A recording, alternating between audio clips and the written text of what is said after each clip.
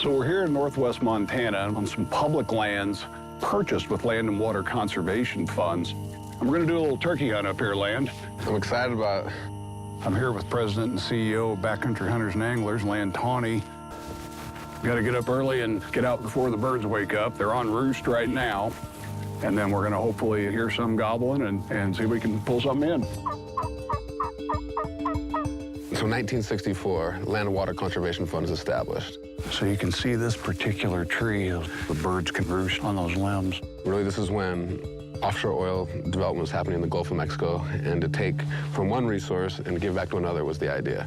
And so basically you're taking excise taxes and putting that back into conservation access here in the United States. And recreational opportunities as well. Exactly. Every single county has been touched by this fund. And so whether that's a soccer field, a swimming pool, a fishing access site, that runs the gamut, but it's really for recreation and to get people outside.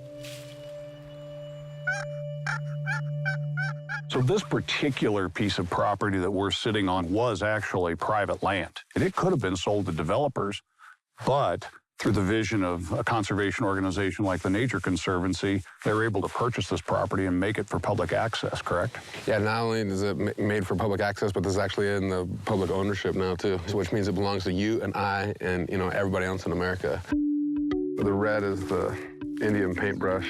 And so to me, it's a perfect way to not only provide access opportunities, but also, you know, help generate that outdoor economy that is $887 billion in this country. And that's with places like this that are close to, you know, Missoula is only 20 minutes away. You know, this is not a far drive this morning. So it's accessible to a ton of people to out here and recreate.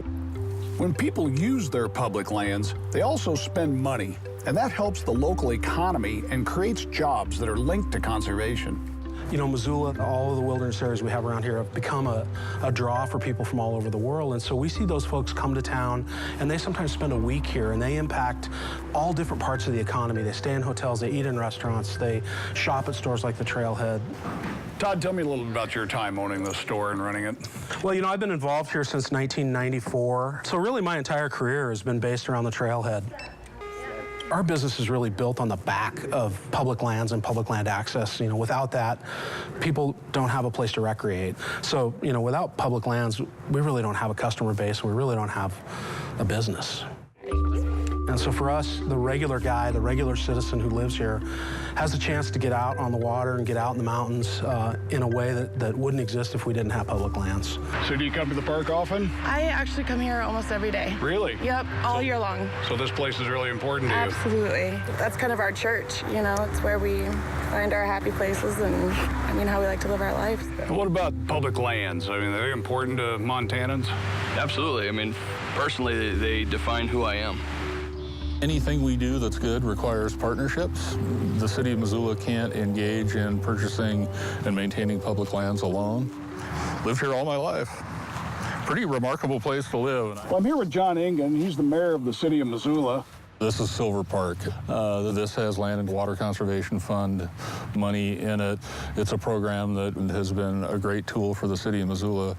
Montanans value access to public lands, and that value translates into the way we build communities. It translates into the way we invest, and it doesn't matter which side of the aisle you're on, and those aisles seem to get further and further apart. One of the things that binds us as Americans and as Montanans is this deep affinity for public lands and access to those lands. It's a tie that binds. Almost every county in every state in the union actually has benefited in some way, shape, or form from those LWCF funds. What do you think about that? Well, I hope we don't lose our public lands and these kind of parks. So, I mean, what can we do to protect these places? Everybody ought to be invested in standing up for the LWCF funding when it's threatened, because it helps everybody. The Land and Water Conservation Fund has led to partnerships with business and private landowners that yields good conservation and public access. And we met with some landowners that explained why they entered into the LWCF program. As we look off, we can see, you know, the sagebrush steppe country behind us. Some of the timbered country over here to the south is all under conservation easement now. So what proportion of the operation is under conservation easement? over 95%.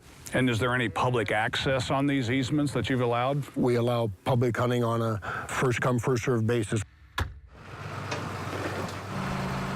Our personal experience has been that partnerships developed with that conservation easement. Let me give you an example.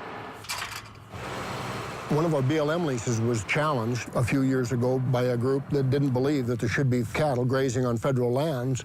And because of the partnerships we developed with both Trout Unlimited and with U.S. Fish and Wildlife, those folks came to the table with us and said, yeah, maybe we need to make some changes in our grazing management, but we don't need to remove the cattle from the landscape. And so that partnership, to me, is really strong and really valuable. We're much stronger together than we are as an island.